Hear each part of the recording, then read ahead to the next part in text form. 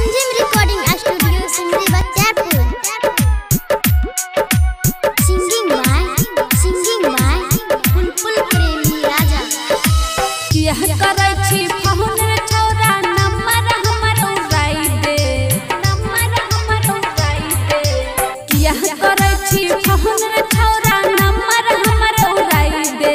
दिन रात कनै छियो यह दिन तोहरा खतरा से पिटवाई दे। दिन रात कनै छियो यह दिन तोरा केकरो से पिटवाई दे।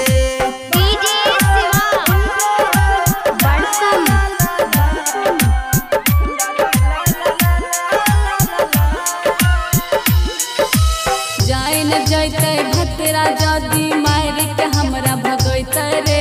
हदिए मरे के वादा कहली बोलन के निभैतै गे। जाइन जैते भतरा जदी मार के हमरा भगैते रे। हदिए मरे के वादा कहली बोलन के निभैतै गे। क्रिया खाय के कहै छियो फोन कर भी मर जाइबो, फोन कर भी मर जाइबो। क्रिया खाय के कहै छियो फोन कर भी मर जाइबो। हाँ तोरा कुछो बोल से पहले यही लगाई के जड़ जाइबो। हाँ तोरा कुछो बोल से पहले यही लगाई के मर जाइबो। रिमझिम रिकॉर्डिंग स्टूडियो सिमरी बच्चापुर।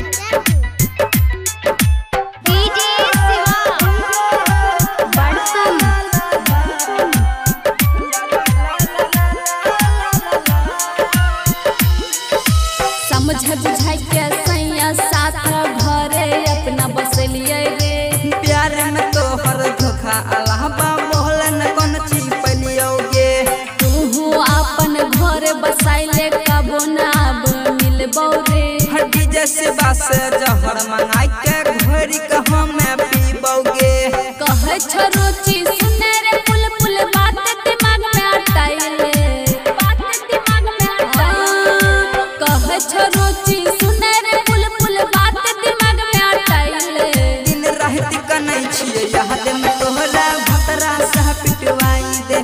दिन रात कनै छियै यह दिन तोहरा केकरो से पिटवाई दे। यह करै छी फोन छोरा नंबर हमर उड़ाई दे, नंबर हमर उड़ाई दे। यह करै छी फोन छोरा नंबर हमर उड़ाई दे। दिन रात कनै छियै यह दिन तोहरा खतरा से